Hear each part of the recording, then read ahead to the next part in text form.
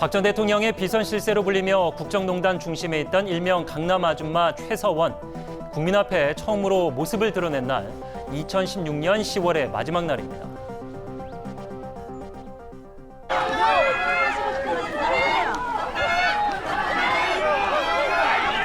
그리고 4년 전 오늘 국회는 헌정사상 두 번째로 대통령 탄핵안 표결에 나섰습니다. 대통령 박근혜 탄핵 소추안은 가결되었음을 선포합니다. 지난 2004년 노무현 전 대통령 탄핵안 국회 표결 당시 환하게 웃어 논란이 됐던 박 전 대통령은 자기 일이 되자 나라 걱정이 한 짐이었습니다.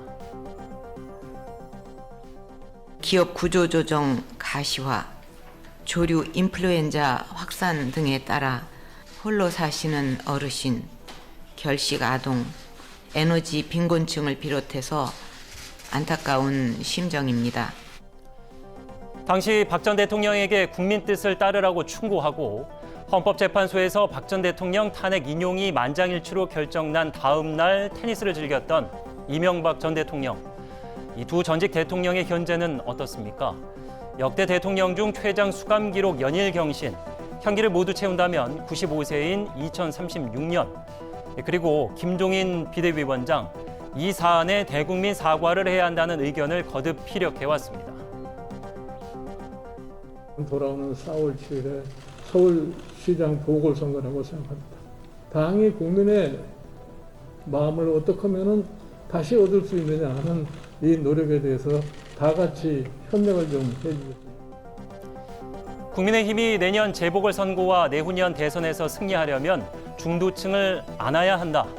불편하더라도 당내 일치된 의견이 있어야 한다는 자천타천 킹메이커의 확신. 하지만 당내 의원들 의견은 분분했습니다. 더 일찍 해야 했다. 반성은 보수의 참모습이다. 무슨 소리냐? 명백한 월권이다. 도대체 무엇을 왜 반성하라는 거냐? 당 내홍 때문이었을까요? 공수처 출범을 막는 것이 더 시급했던 탓일까요? 김 위원장의 대국민 사과, 결국 이루어지지 않았습니다. 또 한 번 사과드립니다.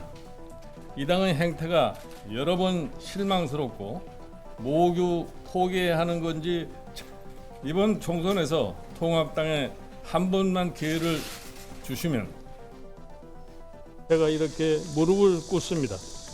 역사의 매듭을 풀고 과거가 아니라 미래를 향해 나가는 작은 계기가 되었으면. 돌아보면 올해만 해도 이미 김 위원장은 두 번의 대국민 사과에 나섰습니다.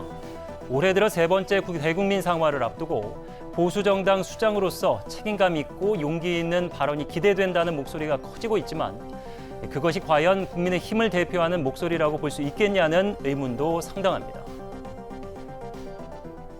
문재인 대통령께서 어제 사과 같자는 사과를 했습니다. 뒤늦게 이제서 와서 죄송하다고 이야기하는 것이 도대체 민심을 제대로 알고나 하는 이야기입니까? 혼란스러운 전국에 대해 문 대통령이 최근 사과한 것을 두고 주 원내대표 뒤늦은 그리고 민심을 거론했습니다. 지적은 쉽지만 결단은 어렵습니다. 사과는 쉽지만 또 사죄는 어려운 법이죠. 제대로 된 메시지와 적기에서의 사과는 전화 위복의 기회가 될 수 있습니다. 대국민 사과를 먼저 얘기한 건 김종인 위원장이지만 사과다운 사과는 국민의힘에 기대해 보겠습니다. 앵커 포커스였습니다.